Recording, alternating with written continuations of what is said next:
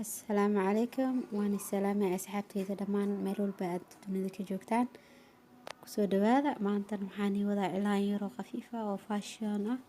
oo aad u fudud insha Allah aadan wax dhibaato ka marin doonina oo aad u fudud sida u saari kartiin mar walba iyo waqti walba waana ku maasantiin sida ay la socotaan aad ayaan iga mahadcelinayaa mar walba waxaan soo gali doonaa insha Allah cilaan yar oo fudud oo badneen oo jab yar ah insha Allah marka cilaanka fudud oo yar yar wax badan soo galiyo mar ayaan soo gali doonaa cilaan weyn insha Allah oo dhameystiran hadda midka yarka waxaan ugu talagalay caruurta yarka in loo saaro oo yarka gabdhaha 17 sano jira amal